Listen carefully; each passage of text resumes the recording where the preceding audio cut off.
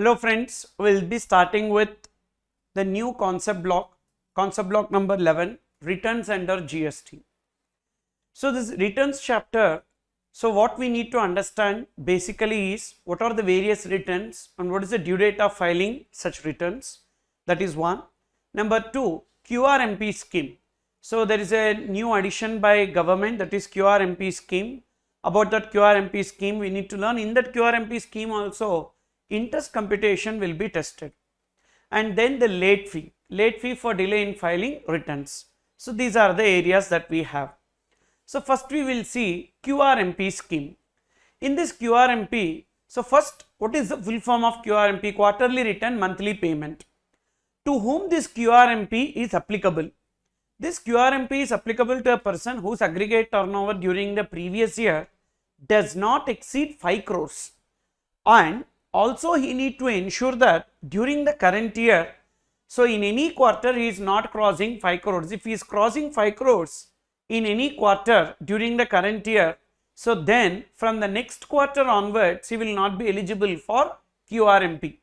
So previous year aggregate turnover should not exceed 5 crores, that is one point. Another point is that current year he need to ensure that he is not crossing 5 crores in any quarter. So then he is eligible for quarterly return monthly payment, as the name signifies that the returns will be filed on a quarterly basis. So what is that quarterly? That is, in case of GSTR 1, usually the general time limit for filing GSTR 1 is 11th of the month following every month, but in case of QRMP it is 13th of the month following every quarter. Whereas in case of GSTR 3B, the usual time limit is 20th of the month following every month, but in case of QRMP it is 22nd or 24th of the month following every quarter. So that's the first thing that you need to remember. GSTR 1 contains the details of outward supplies, and GSTR 3B is a consolidated return that contains the details of liability, ITC, net liability, and we need to pay tax at the time of filing 3B. And GSTR 1 and 3B will be filed on a quarterly basis. So GSTR 1 13th of the month following every quarter, and GSTR 3B 22nd or 24th of the month following every quarter. When it is 22nd and when it is 24th? There are some states where it will be 22nd. You can remember that with GMCA and states below that. GMCA and states below that. So it will be 22nd. Okay. So what is the GMCA and states below? Gujarat, Madhya Pradesh, then Chandigarh, and then Andhra Pradesh, GMCA.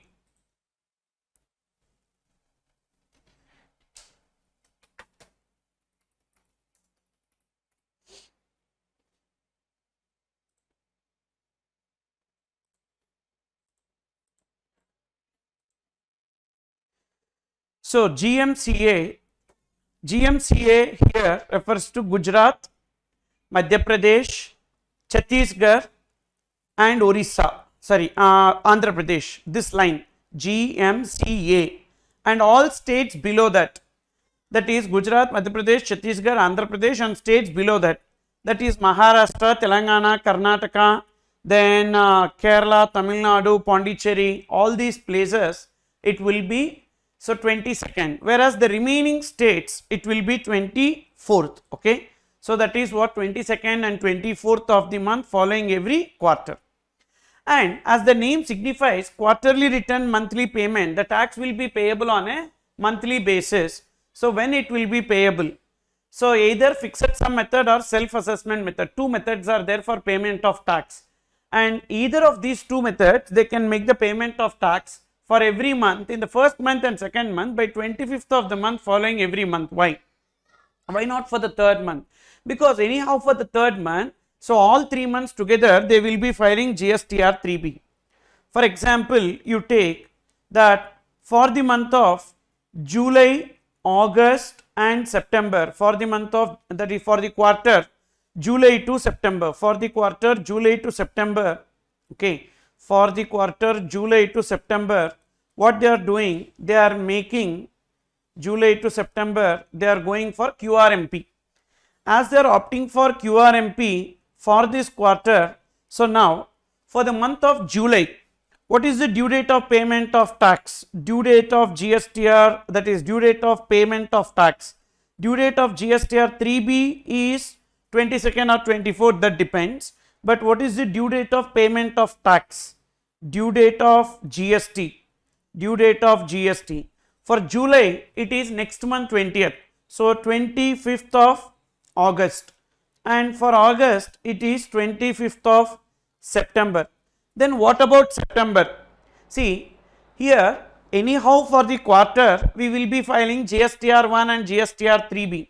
So therefore, for this quarter we will be filing GSTR 1 by 13th October. Same way for this quarter we will be filing GSTR 3B by 22nd or 24th October. So at that time we will pay whatever is that differential amount. For example, what are the methods that we have? I told you that we have fixed sum method and self assessment method, like the two methods we have. Any method we can choose. And now that payment of tax I have to pay by 25th of August. So that is this, whether we pay the tax, because we pay the tax at the time of filing GSTR 3B. But are we paying the tax? Actually we will deposit into the electronic cash ledger. What is the challan that we use for deposit into the electronic cash ledger? PMT6 challan. So therefore we need to pay tax. What is the meaning of pay tax? So pay GST. Pay GST is nothing but deposit in electronic cash ledger. So how we will deposit in electronic cash ledger? Through one challan, that is PMT6 challan. Through that PMT6 challan we will make a deposit. Now either under fixed sum method or under self assessment method we can. Suppose if I am going for self assessment method, under self assessment method, what is this self assessment method? I need to see for the month of July what is my liability and what is the input tax credit that is available. So the net amount I have to pay. Say 1,50,000 I paid for the month of July, and for the month of August 1,80,000 I paid under self assessment method. Now I have to determine what is the actual liability for the quarter. Okay, so actual liability, if you see actual net liability, so here it is 1,50,000 and here it is 1,80,000 and here it is 2 lakhs. So now how much I need to pay? So here self assessment method, whatever I have computed and my actual liability is same. So therefore this 2 lakhs only I need to pay. So what is the differential amount? What is the differential amount that I need to pay?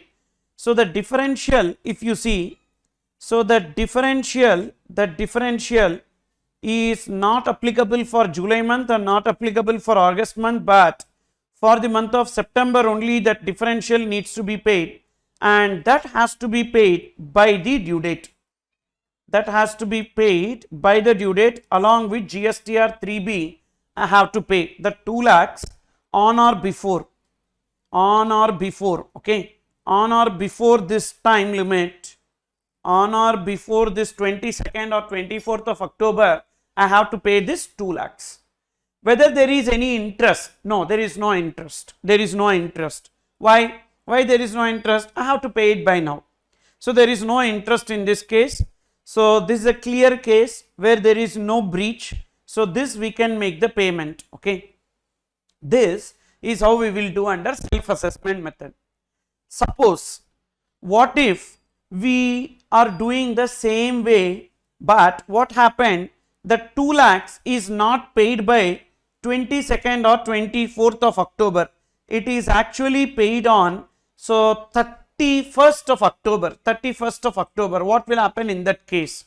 So another situation I am just giving you, that this 2 lakhs is paid but GSTR 3B filed on. So let's take the due date as 22nd October. Let's take the due date as 22nd October. Say we are in the state of Tamil Nadu, southern states. So 22nd October, and what is the actual date of 3B? GSTR 3B filed on 31st October. Okay. Now, will there be any interest? Yes, there is interest in this case. So, how much is the interest that is payable? Interest payable on 2 lakhs. Interest payable on 2 lakhs for at what rate? 18%. For what period? So, we need to count this interest from, so 22nd October means 23rd October.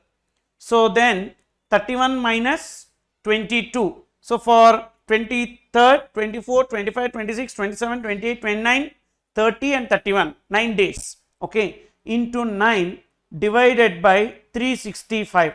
So, what is that it comes to? So, 2 lakhs into 18%, that is 36,000 into 9 divided by 365, that is 887. So, we can take it as 889. So, this is what interest that we need to pay. Now, yet another situation. So, I am just giving you multiple situations for the purpose of computation of interest under QRMP. This is one situation. This is another situation. Yet another situation we will see. So, here what happens is that there is a differential liability that arises between actual liability and self-assessed liability. Okay. So, self-assessment tax 1,50,000, but the actual tax, if you see, the actual tax for the month of July 1,50,000, for the month of August it is 2 lakhs. So, what is the differential amount? That differential amount is 20,000, and for the third month the differential amount is, so 2 lakhs, and both this 20,000, okay, both this 20,000 and this 2,20,000 paid on or before 22nd or 24th, whether there is any interest that is payable. There is no interest. Like how in the first case there is no interest that is payable, in the same way in this case also we don't have to pay any interest. So, no interest. Why no interest? But there is a differential amount, na, let it be. So, no interest on 2 lakhs, no interest on 2 lakhs, but on the 20,000 interest is payable. On the 20,000 interest is payable. So, 2 lakhs no interest, but on 20,000 interest is payable. What is that interest that is payable on 20,000? So, 20,000 into 18%, 18% into. So, when this 20,000 should have been paid? So, this 20,000 pertains to which month? August month. When it should have been paid? By 25th of September.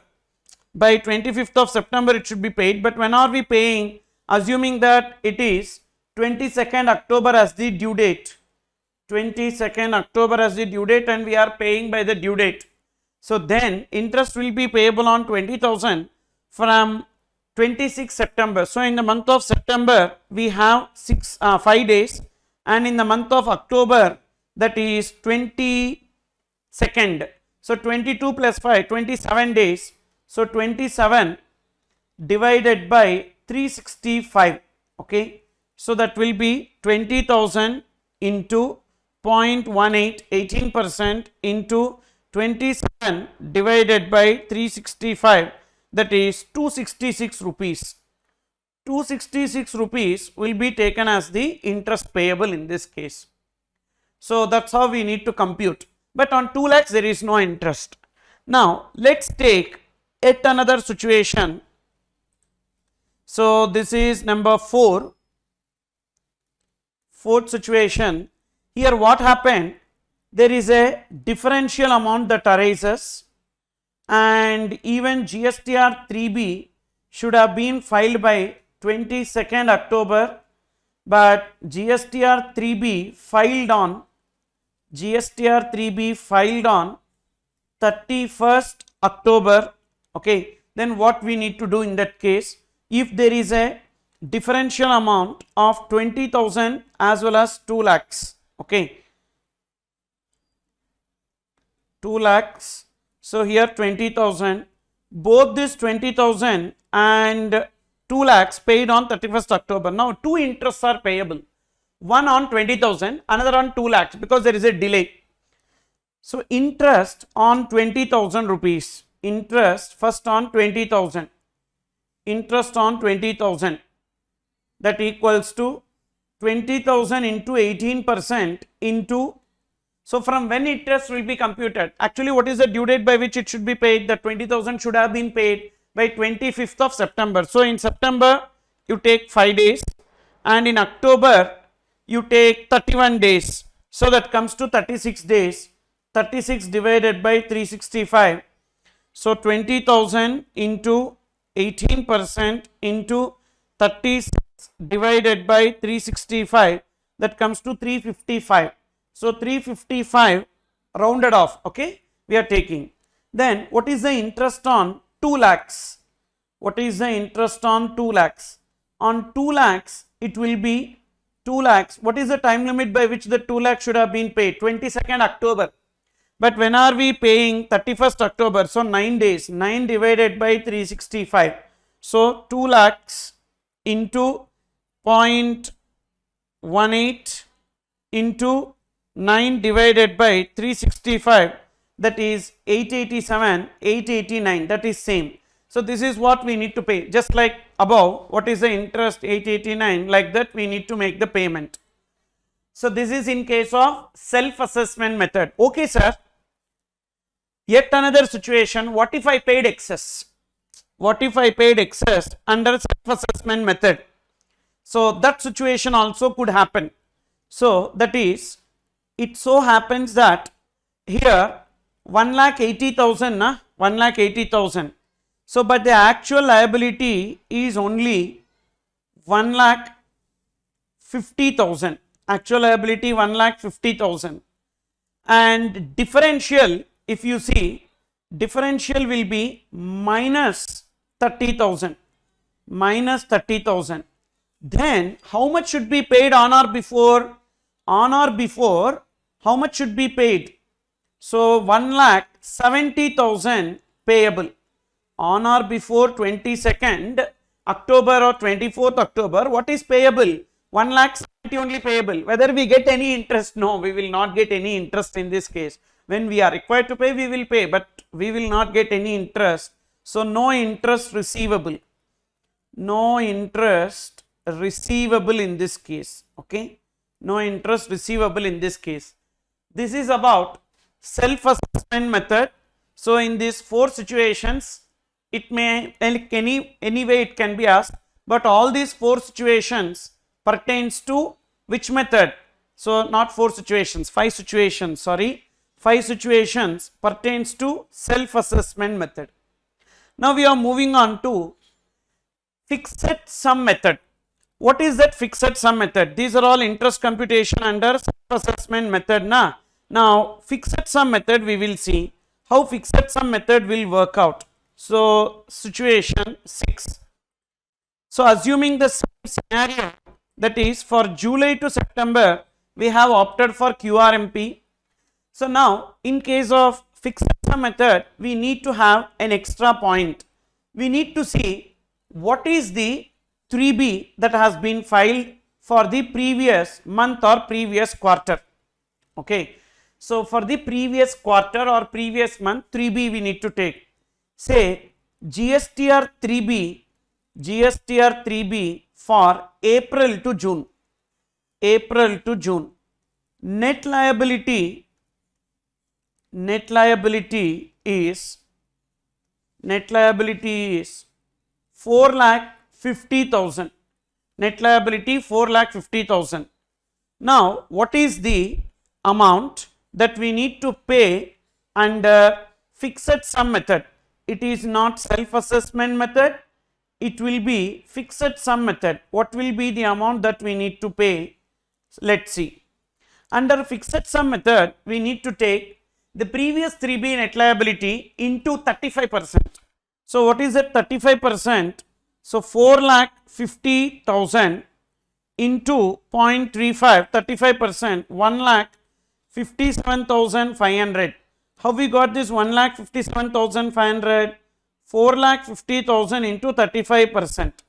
Okay, 4,50,000 into 35%, that will be 1,57,500 will be taken. So this is the amount that we need to pay. So GST, deposit in electronic cash ledger, 1,57,500. And what is the actual net liability? The actual net liability, if you see, is say 1,57,500 and 1,57,500 and 2 lakhs. So we have made the payment of 2 lakhs on or before 22nd or 24th October. So there is no interest in this case. No interest payable. No interest payable. Okay. So why? Because the differential amount we are paying, and that is differential amount of 2 lakhs we are paying on or before the due date, due to that reason. Now let's take this scenario and see what if that 2 lakhs we are paying late. If the 2 lakhs we are paying late, what will happen? So same way how in the self-assessment method we have seen interest computation, the same way interest will be computed here. Okay, the same way interest will be computed here. This is situation number 7. Situation number 7. So suppose if the actual date of 3B, okay, so GSTR 3B filed on 31st October, okay, and here the due date is 22nd October, then same way how we computed the interest in fixed self-assessment method, the same way we pay under fixed sum method also. So this is what fixed sum method. Actually now we are discussing fixed sum method, the same way how we computed the interest. So what will be the interest payable? Interest payable equals to 2 lakhs into 18% into 9 divided by 365, that is same answer, 889 I think, yes, 889 will be taken, 889, because this 2 lakhs should have been paid by 22nd October, but it is paid on 31st October. So 889 rupees is the interest that is payable. This is in case of fixed sum method, wherein first 2 months it is the same actual as well as whatever we computed, but third month we are paying little late. Now yet another situation. So what happens here is that, what if there is a difference between fixed sum method liability and the actual liability? Okay, so fixed sum method liability and the actual liability, that is the due date is 22nd of October, no change. 22nd October is the due date of GSTR 3B, and here if you see the actual liability is 2 lakhs. The actual liability is 2 lakhs. And what is the differential amount? The differential amount is 2 lakhs minus 1,57,500. So that comes to 42,500. 42,500. This 42,500 plus this 2 lakhs we are paying on or before 22nd October. Whether we need to pay any interest? No. So both 2 lakhs also no interest, that 42,500 also no interest. We don't have to pay interest both cases. 42,500 also we don't have to pay, 2 lakhs also we don't have to pay. Why, sir? Because it is fixed sum method. The moment we follow fixed sum method on the differential amount, even that is there may be difference between whatever we computed and paid versus whatever we are actually paying. So there is no interest payable. There is no interest payable in this case. Okay, fully. So that is the advantage in fixed sum method. The same scenario, third scenario, if you see there, the same scenario, we were ending up paying interest on that differential amount under self-assessment method, but under fixed sum method we will not get this interest. Okay, suppose if we pay it late, that is beyond the due date of GSTR 3B. Okay, beyond the due date of GSTR 3B. So situation 9, that is the due date of GSTR 3B is 22nd of October and actual date of filing GSTR 3B. GSTR 3B filed on 31st October, and the differential amount, if you see, is 2 lakhs. The differential amount is 2 lakhs. So the actual is 2 lakhs and the differential will be 42,500. Now this 42,500 plus 2 lakhs we paid on 31st October.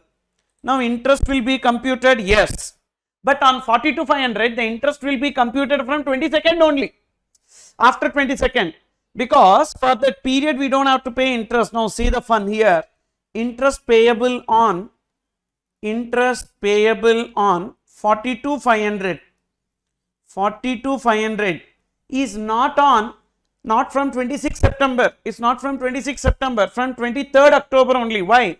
Because up to 22nd October we don't have to pay interest on this 42,500. So that equals to 42,500 into 18% into 9 divided by 365. The regular, how we will pay, the same way the interest will be payable in this case. Okay, so 42,500 into 18% into 9 divided by 365, that comes to 188.6. So 189. Then interest payable on 2 lakhs, same, interest payable on 2 lakhs will not change. So that will be 889. That is 2 lakhs into 18% into 9 divided by 365. So that equals to 889. The same amount of interest what we were paying, that we will be. Okay. So this is how. So what is the advantage under fixed sum method? As we are paying the system calculated money, system calculated amount, so on the differential amount we don't have to pay interest till the due date of GSTR 3B. Then last situation, what if under fixed sum method there is some excess amount? So yes, it's possible. Okay, last scenario, that is under fixed sum method we have paid some excess amount, but the actual liability is only 1,40,000. So 17,500 is excess, actually 17,500 is excess. So now on or before, how much we need to pay as net liability? So 2 lakhs minus 17,500, that is 1,82,500 payable. 1,82,500 payable by 22nd or 24th, and interest not receivable. Interest not receivable. We will not get any interest in this case. So out of these 10 combinations, anyway the question can be tested. Now one more point we need to know under fixed sum method. So what we did, we calculated based on GSTR 3B of the previous quarter into 35%. What if 3B has been filed for the previous month? Means previously we did not go for QRMP. This is the first time we are going into QRMP. Previously it is monthly only. Then how much is the net liability for that month? 100% will be taken as the FSM liability for the July month and August month here. Okay. So that is about fixed sum method. So monthly payment of tax through PMT 6 using fixed sum method or self assessment method by 25th of the next month for 2 months in a quarter. And B2B invoices. So whenever we are filing GSTR 1 on a quarterly basis, means the ITC will be reflected to the recipient again on a quarterly basis, because we file GSTR 1 for the quarter, and the recipient will be able to take the credit also on a quarterly basis. Doesn't it impose some restriction? Yes, there will be restriction. That's the reason why what they are telling, if the recipient wanted to take ITC, if you have B2B supplies and if your recipient wanted to take ITC on a monthly basis, you have an option to furnish. You are under QRMP, you will file return on a quarterly basis, GSTR1 on a quarterly basis, don't worry. You can file IFF, invoice furnishing facility, on a monthly basis for the first and second month. What about third month? Third month together for 1, 2, 3. We will be anyhow filing GSTR1, in that we will give the invoices now. So therefore, for the first month and second month, invoice furnishing facility will be created. In that invoice furnishing facility, you add the B2B supplies. So that is recipient is registered. So it will go to their 2B in the same month and they will be able to take the credit. Okay. B2B invoices may be furnished, but this is not mandatory. This is optional on a monthly basis through IFF, which is reflected in the GSTR 2B of the recipient. And now, with respect to few registrations of the same person, they want to go for QRMP, and remaining registrations, they want to pay tax under monthly payment. Is it possible? Yes. With respect to few registrations, they can go for QRMP, few registrations monthly, not like composition scheme. In composition scheme, we have a restriction. All in or all out, all registrations will be into composition scheme or all registrations will be out of composition scheme, but here it is not like that. So we can go for registration wise, so either QRMP or normal. Then what is the time frame to opt in? So when should I go into QRMP? Remember, it is within 1 month after the commencement of quarter. Remember ABC. Remember ABC. A for after, B for before, C for commencement of the quarter. C for commencement of the quarter. Okay. And within A, alphabet A is 1, alphabet B is 2. So within 1 month after commencement of quarter, within 2 months before commencement of quarter. Okay. Easily you can remember. Within 1 month after commencement of quarter, within 2 months before commencement of quarter. For example, July quarter commences on 1st July. July to September quarter commences on 1st July. So 1 month after commencement of quarter means by end of July. And 2 months before commencement of that quarter, 2 months before commencement of quarter means May, 1st May. So that is the time limit by which they need to opt in into the QRMP. And condition, the last return should have been filed, GSTR 3B, because once you go into QRMP, then QRMP returns you will file now. That's why whatever is the pending returns that needs to be filed. Then GSTR 1 or availing IFF. I told you that invoice furnishing facility for the first 2 months is to enter the details of outward supplies, and this facility is optional, and whatever details that are furnished in IFF again need not be entered in GSTR1, it will auto populate in GSTR1 invoices only. Again it will not be required to be entered, automatically it will come. Therefore, which month invoices needs to be entered in GSTR1? If you go for IFF, first month, second month, anyhow you entered there. So therefore third month details only. Therefore only invoice of the last month of the quarter is required to be furnished in GSTR1. And how much invoices can be added? In every month we can add in IFF invoices having a value, not tax, value of 50 lakhs. So the set details of outward supply shall not exceed the value of 50 lakhs in each month. Suppose if you are not opting for this invoice furnishing facility, what will happen? Then all 3 months data, all 3 months invoices we need to enter in GSTR 1. Then payment method already we saw. Fixed sum method. Fixed sum method is a system computed method, and whether we are filing quarterly return or monthly return for the previous period you need to see. So previously for the quarter we filed GSTR 3B, then take 35% of the net liability. Net liability means what? Tax liability paid through cash ledger. Okay. Suppose monthly filing, they have filed on a monthly basis. Which one? Previous 3B. Then you take 100% of the tax liability in cash paid in the last month in the preceding quarter. Self-assessment method, it is not percentage and all. No payment in cash be made if sufficient balance is there in the cash ledger and credit ledger. So therefore we will consider both inward supplies, outward supplies for that month, and we will see what is the liability that we need to pay, and that much is what we pay under self-assessment method. And because of this QRMP, is there any change in the manner of filing 3B? No, the same manner how regularly monthly 3B we file the same way. And compulsory opt-out when a person will coming out of the QRMP, as and when in a quarter aggregate turnover exceeds 5 crores, they will come out of QRMP, and thereafter they need to file returns on a monthly basis. Interest on non-payment or short payment, already we saw. In case of fixed sum method, no interest would be charged if the entire liability discharged in GSTR 3B by due date. Otherwise, interest is payable from the first date after due date till the date of making payment. Okay. Whereas under self-assessment method, interest will be payable for the tax not paid or short paid from 26th of the month following the month for which non-payment or short payment arises till the date of payment. So for this, illustrations already discussed. Okay, illustrations discussed in notes. Illustrations discussed in notes. Okay. So all those illustrations, if you see, you will understand. Then late fee, levy of late fee. Yes, late fee will be applicable for delay in filing GSTR 3B and GSTR 1. But for IFF, there is no late fee. Even for payment of tax also delay, there is no late fee, there is only interest. Then illustration 1.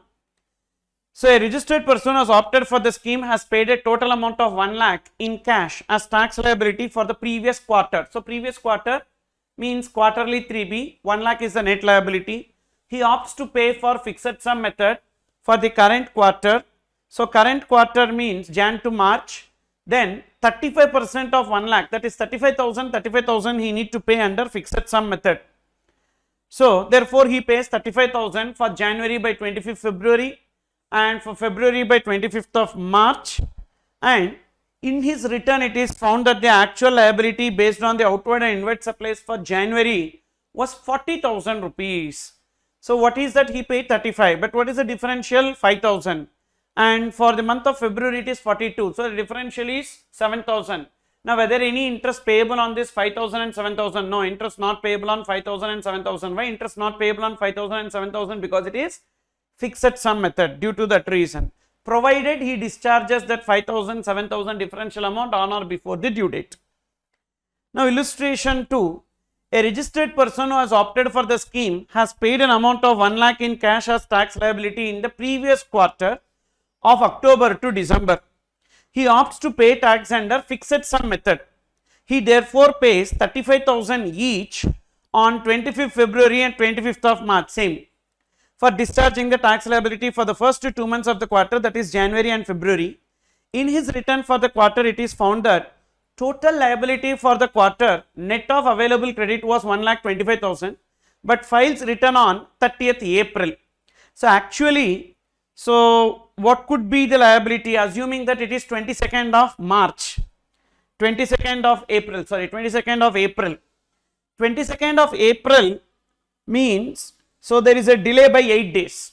So 8 days interest will be computed on what? How much he already paid? 35, 70. And what is the total for the quarter? 1,25,000. 1,25,000 minus 75, 55,000. So interest will be payable on 55,000 into 18% into 8 by 365. Then illustration 3. A registered person has opted for the scheme has paid a total amount of 1 lakh in cash as tax liability in the previous quarter of October to December. He opts to pay tax under self-assessment method. He therefore pays 40,000 each on 25th February and 25th March for discharging the tax liability for the first 2 months of the quarter. So he is going for which method? Self-assessment method. Now actual liability, if you see, so 40,000 for Jan, no issue, but February 46, but how much you would have paid? 40, so 6,000 rupees interest will be computed on 6,000, 18% from when?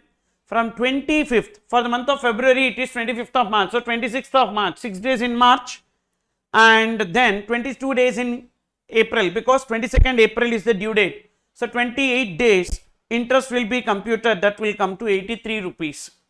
So this is how the questions could be tested. Then with this QRMP concept is over, the next one is returns. That is, what are the various returns and what is the due date of filing each and every return.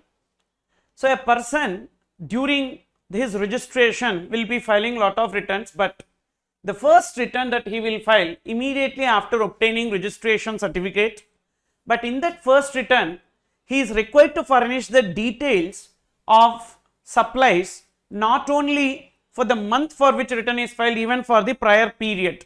even for the prior period. So for example, let's see an illustration on first return.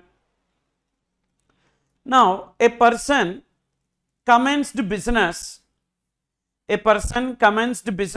okay, commenced business on 5th of June, he commenced the business, and thereafter in that year 5th of June say 2022, and thereafter for that year somewhere aggregate turnover exceeds threshold limit for registration, on 30th November 2022, 25th November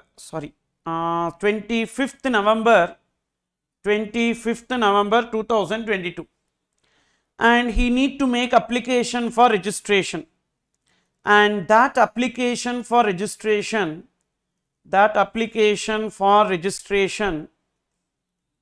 is made on 20th December 2022, and registration certificate granted on RC granted, registration certificate granted on 2nd January 2023. Now he will file the first return for which month? First return for January 2023. First return for Jan 2023. For Jan 2023. So will contain the details from when to when. Contains details from the date he is liable to get registered, 25th November 2022, till the month for which we file the return. What is the month for which we file return? January. So 31st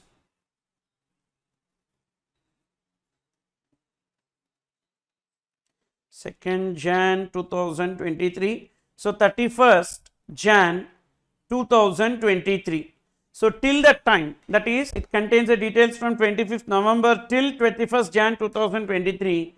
So that period details will be there in the first return, that is this. So the date from which he or she liable for registration till the date on which registration has been granted, that details also will be included in the first return. Then, so whenever they cancel their registration, they need to file one final return in GSTR 10. When that final return has to be filed? 3 months from the date of cancellation or order of cancellation, whichever is later. Okay, that will be taken. For example, you take this, we are making application for cancellation. And that application for cancellation of registration, okay,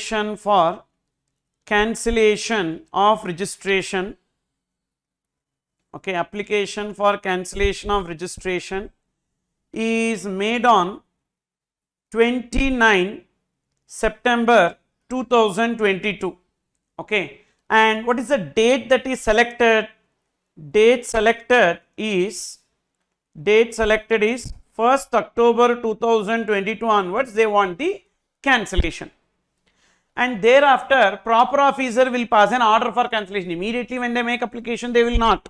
So proper officer, GST officer passes cancellation order on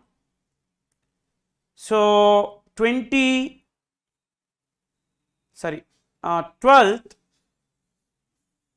November 2022, but the effective date of cancellation is 110.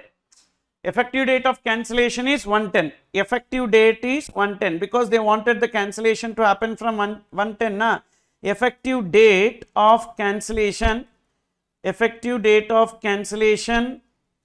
is 110/2022 only, but the order is given on 12/11. Now, what is the time limit by which GSTR 10 has to be filed? GSTR 10, final return in GSTR 10,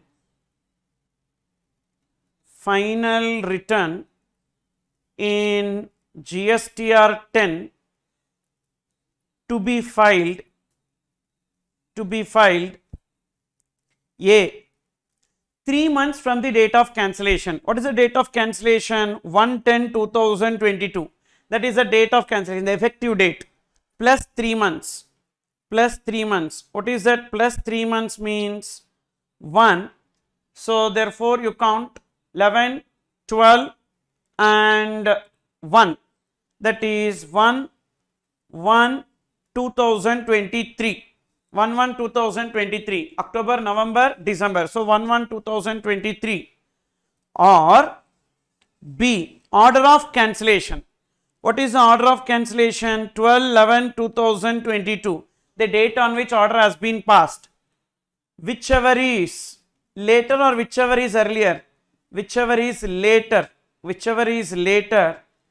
that is 1/1/2023 is the time limit. 1/1/2023 is the time limit by which the final return should be filed. Then during the life of registration, they will be either into regular scheme or they will be into composition scheme. Suppose if they are under normal scheme, what is the return that they need to file? Periodical return, GSTR 1 and GSTR 3B. Already we know the time limit. Suppose if GSTR 1, if they are going for monthly, it is 13th of the month following every month, 11th of the month following every month if they go for monthly, and 3B will be 20th of the month following every month. Whereas if they go for quarterly, GSTR 1 by 13th of the month following every quarter and 3B by 22nd or 24th of the month following every quarter. And annual return they need to file in GSTR 9 by 31st December of the next financial year. That is annual return to be filed. Okay. Then there is one point, that is for the financial year 17, 18, 18, 19, 19, 20, even 2021 also they extended. Okay. So aggregate turnover does not exceed 2 crores, then annual return is optional. So it also includes 2021. Okay. 17, 18, 18, 19, 19, 20, 2021. So therefore for 2021 by 31st December we need to file na 31st December of next financial year, that is 21-22. So 31st December 2021, and even for the financial years 21-22. So up to this current financial year, so they are telling that if aggregate turnover does not exceed 2 crores, may opt, that is optional. Okay. Then you can remember in easy way, GSTR 9 by 31st December of next financial year, optional if aggregate turnover does not exceed 2 crores. 2 crores for the current year, that is for the ongoing year, then you don't have to file the GSTR 9. Then composition scheme, who will be filing, that a person who is going for composition scheme will be filing a quarterly return in CMP 8. That CMP 8 needs to be filed by 18th of the month following every quarter.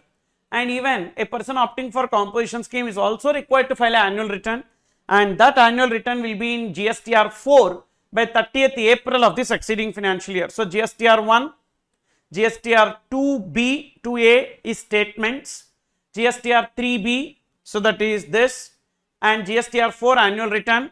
Now we are moving on to GSTR 5, and GSTR 5, before that, who is not required to file?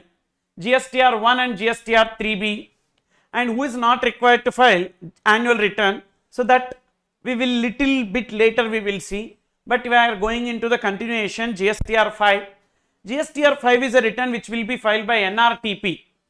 What about CTP? CTP will be filing regular GSTR 1 and GSTR 3B, but a non-resident taxable person is there now who come from outside India to India, who is not having any physical place of business in India. So that person will be filing GSTR 5, and GSTR 5 is a temporary return because GSTR 5 is given to NRTP who will not get a permanent registration.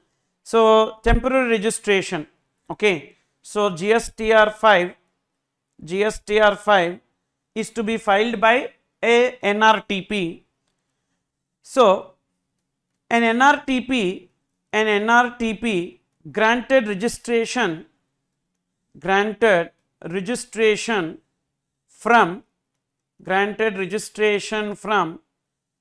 23rd March till 5th of May, till 5th of May. Now he need to file returns for what period?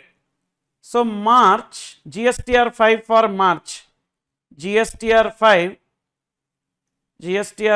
for March. So what should be taken as the due date? First, A, we will take 20th of next month. What is 20th of next month? 20th of April. B, 7 days from expiry of registration, that is 5th May plus 7 days from expiry of registration. So 5th May, 7 days is what? 12th May. So 12th May, whichever is earlier, not whichever is later, whichever is earlier. So earlier is 20th April. Okay, 20th April. Same way, GSTR 5 for April month. GSTR 5 for April month. When it should be filed? April month, next month 20th. So 20th May, and B is, so 12th May, no change, 12th May, whichever is earlier. So 12th May will come. You understood? Then same way for May month, for few days in May also the GSTR 5 needs to be filed. So 20th of June or 12th of May, whichever is earlier. So by 12th May they need to file. So this is the due date of GSTR 5. Then GSTR 5A is OIDR supplier. A person who is located outside India, OIDR supplier making supply to non-taxable online recipient in India is required to file GSTR 5A by when? So same, 20th of the month following every month. Regular time limit is there, na 3B time limit, like that.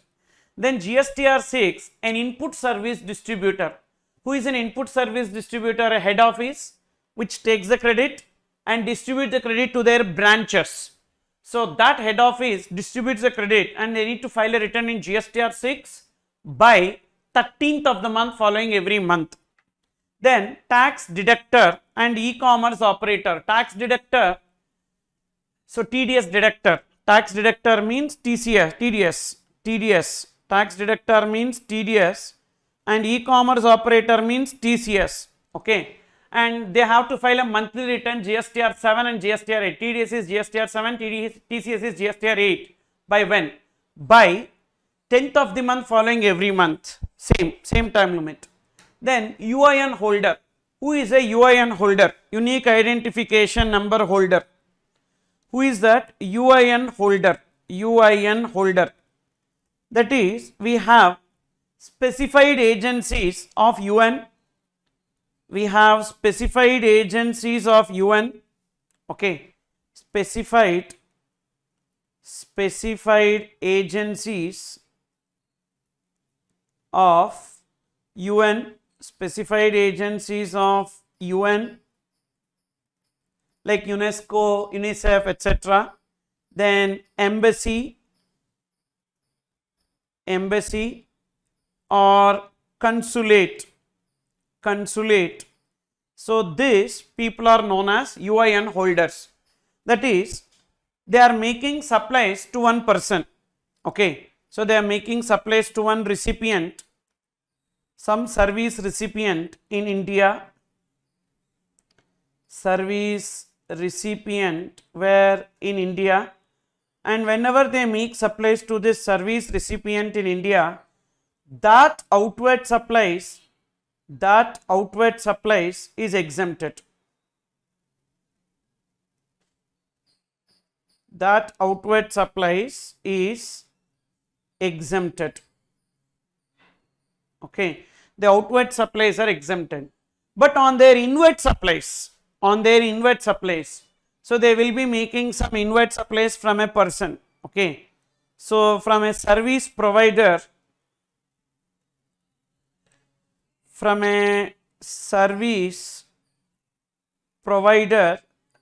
they will be making in India, they will be making inward supplies from a service provider in India, they will be making inward supplies. On that inward supplies, price plus GST is paid. Okay, so price plus GST is paid. Now what this service provider will do, this service provider will pay to government, the GST. Okay, whatever they collected from the specified agencies of UN, embassy or consulate, this service provider will pay the GST to government, and whatever GST that this service provider paid to government, from government, so this person UIN holder will get the refund of GST. So to get the refund only, they get an identification number, that is known as unique identification number. Okay, so this specified agencies of UN, embassy, consulate shall obtain unique identification number, unique identification number UIN to claim refund. Now along with refund claim, they need to file GSTR 11. Along with refund claim,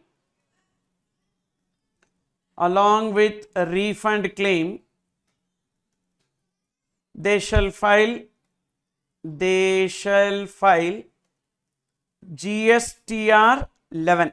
Okay, so that is this: government departments, united bodies, as and when refund claim is made, they will be filing GSTR 11, so containing the details of inward supplies, that is this part. So these are the various returns and the time limits. Now to whom GSTR 1 and GSTR 3B not applicable, to whom the other returns are required to be filed, they are not required to file GSTR 1, GSTR 3B. So we can remember this with tonic, in the T is 2 times, T square. So what is the T square? TDS TCS deductor. Why? TDS TCS deductor will be filing GSTR 7 and GSTR 8 na, that's why. Then OIDR supplier, because they will be filing GSTR 5A. TON non-resident taxable person, because they will be filing GSTR 5. I input service distributor, because they will be filing GSTR 6.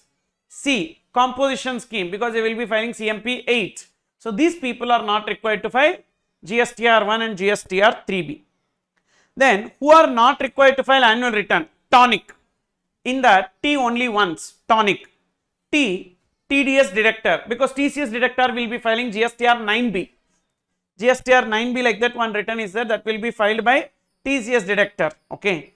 Then O is OIDR supplier, same. N same. I same. C is casual taxable person. Casual taxable person, not composition scheme, casual taxable person. So this is important for short note. Then what is the late fee for delay in filing returns? So this late fee already we discussed while discussing payment process, but I am repeating it again. First, this is important. Late fee for delay in filing GSTR 1 and GSTR 3B is very, very important. What is that late fee? First, nil return or other than nil return. Nil return means 10 rupees per day. Other than nil return means 25 rupees per day. This is late fee per day, and whatever we are discussing is under CGST Act.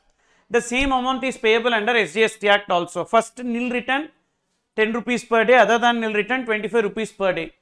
Subject to maximum. What is that maximum? If it is nil return 250 rupees. For example, if the delay is somewhere 30 days, 30 into 10 300, but maximum 250 only payable as late fee, like that. Suppose if it is other than nil return, we need to check previous year aggregate turnover for determining the maximum late fee. Previous year aggregate turnover exceeds 5 crores 5,000, exceeds 5 crores 5,000, does not exceed 5 crores and exceeds 1.5 crores, then half. What is that half? 2,500. And does not exceed 1.5 crores, exceeds 1.5, 2,500, does not exceed 1.5 crores, half of 2,500, 1,250. So, but you take 1,000. Okay. So, 5,000, 2,500, 1,000. 5,000, 2,500 and 1,000.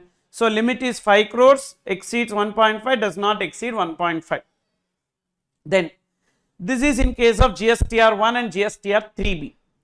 Whereas GSTR 5, that is that NRTP 5A OIDR supplier and GSTR 6 ISD, nil return other than nil return per day late fee same.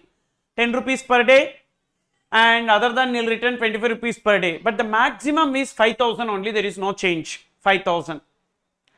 And then GSTR 7 and GSTR 8, there is a slight difference. See, GSTR 7 TDS, GSTR 7 TDS, GSTR 8 TCS. Okay, GSTR 7 25 rupees per day subject to maximum 1,000, but GSTR 8 100 rupees per day subject to maximum 5,000. Okay, so that will be taken. Then GSTR 4 annual return by a person opting for composition scheme. So nil return same. See, who will be applicable, like to who can opt for composition scheme if their aggregate turnover does not exceed 1.5 crores. What is the general late fee if the aggregate turnover does not exceed 1.5 crores? 25 per day subject to maximum 1,000. So ditto. 25 rupees per day subject to maximum 1,000, nil return 10 rupees per day subject to maximum 250. Then annual return GSTR 9 and GSTR 9C. Who is required to file GSTR 9C etc.? That is, who is required to get the audit done? Who is required to get the audit done? So that is, previously audit was there, but now it is a self-certified reconciliation statement. Okay, I am just writing it below. GSTR 9 is annual return. GSTR 9 is annual return to be filed by a registered person. Annual return to be filed by registered person. To be filed by registered person. And GSTR 9B annual return by e-commerce operator. Annual return by e-commerce operator. And when GSTR 9 is required? When aggregate turnover exceeds 2 crores, then GSTR 9 is mandatory, correct? Then GSTR 9B annual return. GSTR 9C. GSTR 9C is previously audited. Now it is self-certified. Self-certified reconciliation statement. Self-certified reconciliation statement. Okay. And who is required to file this? Whenever aggregate turnover exceeds 5 crores, they need to file. And what is the time limit for all these things? 31st December of next financial year. 31st December of next financial year. Okay. So that is with respect to this GSTR 9 combo. You can see this in page number 259. As to in GSTR 1, how the details of outward supplies will be given. So whether we need to show it invoice wise or whether we need to show it consolidated etc. First, we need to check whether it is B2B supplies or B2C supplies. If it is B2B supplies, what we need to do? always we need to show it invoice wise, because then only recipient can take the credit. Whereas if it is B2C supplies, so suppose if it is interstate and that too value of each invoice exceeds 2,50,000, then invoice wise we need to show. So B2B always invoice wise, B2C interstate supplies invoices greater than 2,50,000 per invoice, invoice wise details to be uploaded. Invoice value does not exceed 2,50,000 per invoice. State wise we will do consolidation. So we will take those invoices, consolidate total and put it state wise. Whereas if it is intrastate supplies, always state wise consolidation. Consolidated details of all supplies to be uploaded. Then next we can file returns through SMS. What are those returns that can be filed through SMS? GSTR 1, GSTR 3B and CMP 8 composition scheme. When? If it is a nil return. If it is a nil return, through SMS we can file that return. Nil return means all the entries in that return should be nil. For example, GSTR 3B you take, tax liability is 0 but input tax credit is there, that is not called as a nil return. Nil return means all the entries, if all the entries in the return, are nil, then only it will be called as a nil return. And rectification of returns. So there are some similar time limits that we need to understand. So this rectification of return is like already GSTR 1 has been filed and in that some data is reported. Now we need to change that data. For that, in a subsequent period, we can amend the details of invoices which we have already furnished in the previous month. Earlier month, we would have given some data that we wanted to rectify it at a later part. Yes, we can do that rectification, and for that purpose, so this rectification of return, no need to file a separate return, but in the regular return itself, there is a separate area called as amendment in the return GSTR 1. There we will go and make the corrections. And this rectification of returns, what is the time limit? Okay, so similar time limits, if you see, 3 places we have the similar time limits like this. Similar time limits. One is section 16 subsection 4, time limit for availment of ITC. Section 16 subsection 4, time limit for availment of ITC. Time limit for availment of ITC. Then section 34, that is time limit for credit note. Time limit for issuance of credit note. And this section 37 subsection 3, time limit for rectification of GSTR 1. Time limit for rectification of GSTR 1. So what is the time limits? A or B, whichever is earlier. A or B, whichever is earlier. A is, so that is 20th October of the succeeding financial year. So time limit for availment of ITC is 20th October of next financial year, or date of GSTR 9, not due date, actual date of GSTR 9, whichever is earlier. Okay, same way, what is the time limit for issuance of credit note? A is 30th September of the succeeding financial year. 30th September of next financial year, or date of GSTR 9, date of filing GSTR 9, whichever is earlier, that will be taken. And then section 37 subsection 3, time limit for rectification of GSTR1. What is the time limit for rectification of GSTR1?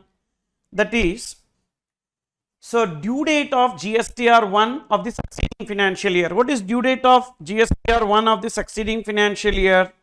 So for the furnishing the return for the month of September following end of the financial year, okay, that is 11th October due date of GSTR1 of the succeeding financial year. So 11th October of next financial year or date of filing GSTR9, whichever is earlier. So actually B date is same, but A date is only changing. So that is this thin difference is there that you need to remember. Okay. Then next one. So GSTR1 for the month cannot be filed if GSTR 3B of the previous month is not filed. Suppose if I am not filing 3B of the previous month, then current month GSTR1 cannot be filed. Previously 2 months like that it was given, but now they changed it to the previous month. So first we will file GSTR1, then we need to file GSTR 3B, then only we can file the GSTR1 of the next month. Say for June 2022, then July 2022, August 2022, like that. So first GSTR1 you file and then only GSTR 3B of June month. Without filing GSTR 3B of June month, you cannot file GSTR1 of July. So therefore this is the order we need to follow. Okay, this is how only we need to file. So without this we cannot, that is without filing GSTR 3B of previous month, current month GSTR1 cannot be filed. Okay, so this is the order in which we will be filing the GSTR1 and GSTR 3B. Okay, so with this we completed returns under GST. Now we will look into the practice manual questions related to this. Miss Kashi is a registered intrastate supplier of goods in Haryana. During the month of August and September, she was out of station on a religious pilgrimage with her family for 55 days. Thus, no business transaction was made during August. Miss Kashi is of the opinion that there is no transaction, there is no need to file monthly return. Wrong. Even if there is no transaction, a nil return has to be filed for the month of August. However, her tax consultant has advised her to file nil GSTR 3B. Explain advice given by tax consultant is correct. Yes. And also that nil return can be filed through SMS. Okay.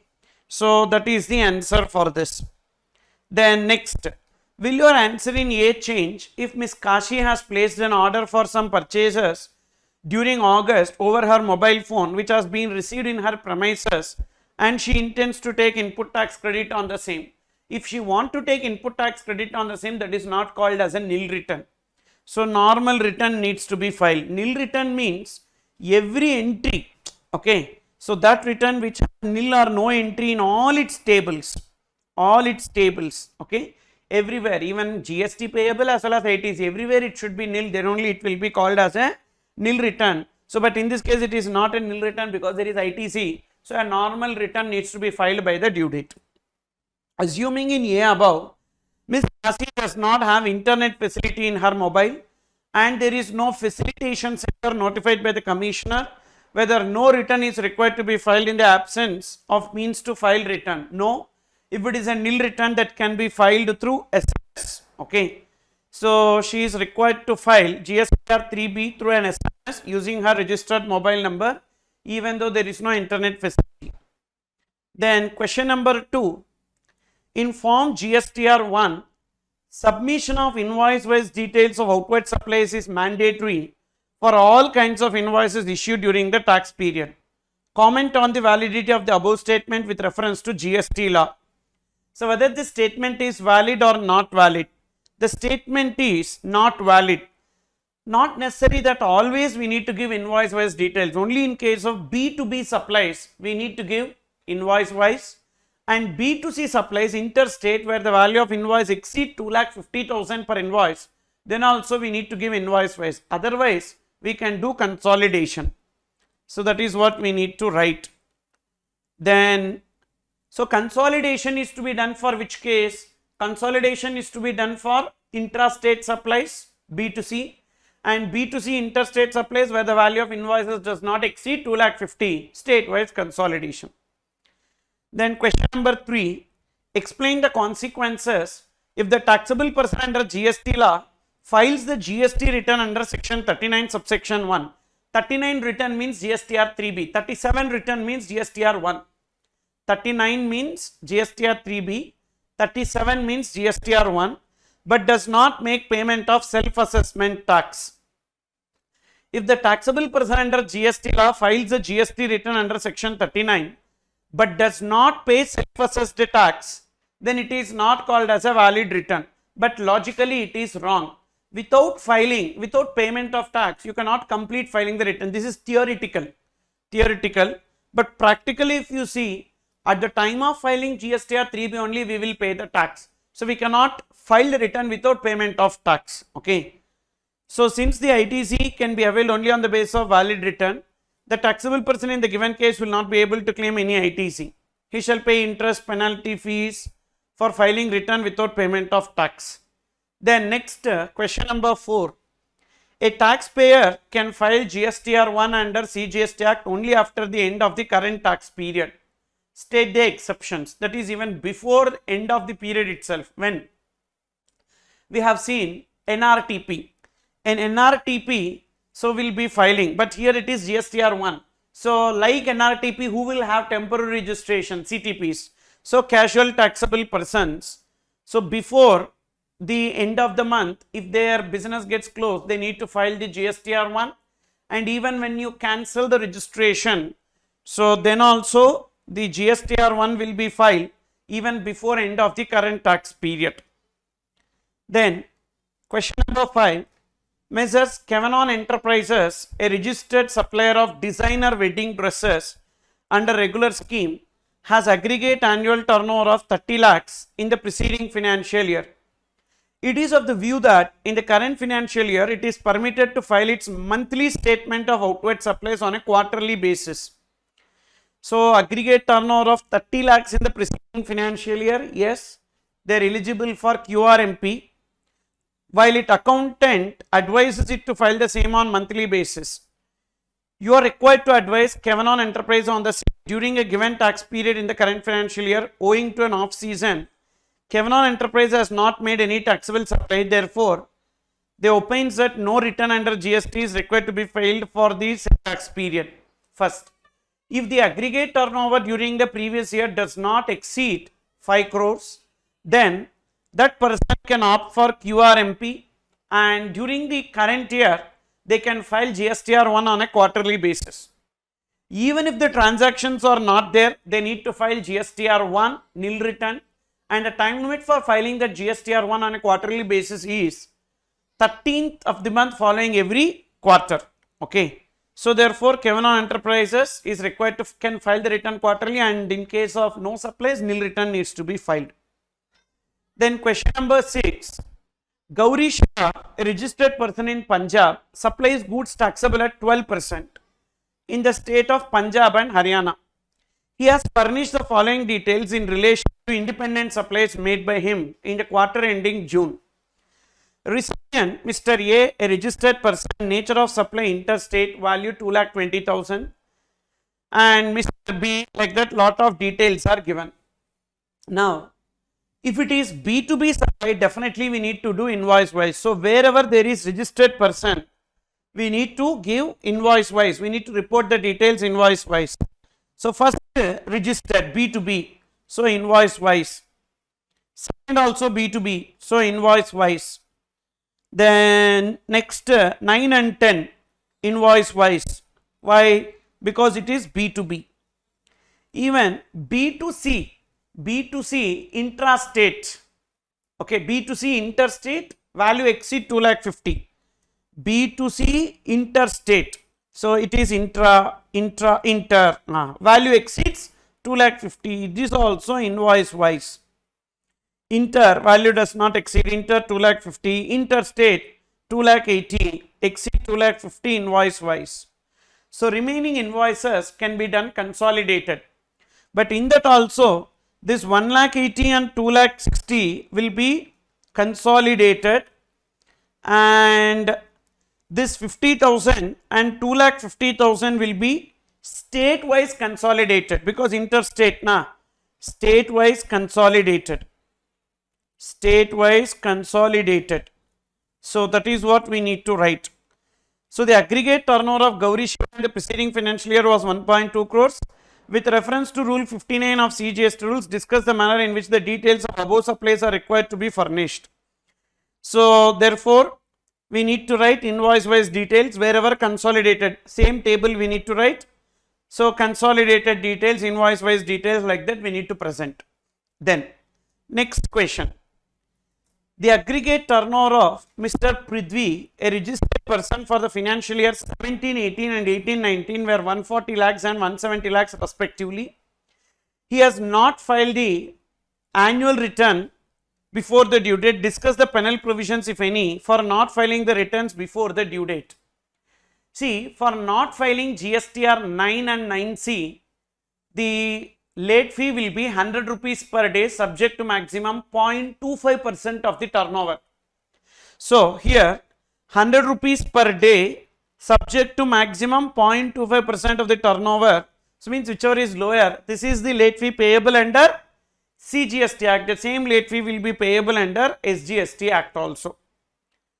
Then question number 8. PQR Limited have filed their GSTR 3B return for the month of August within the due date, that is 29.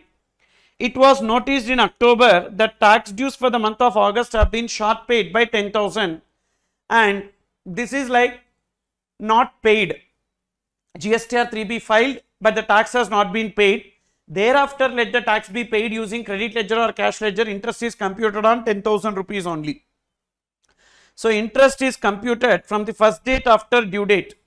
So what is the August month due date? 29. So therefore 21/9, that is 10 days in September, and October 31 days, 41 days, and November 20 days. So 61 days. For the 61 days we need to compute the interest.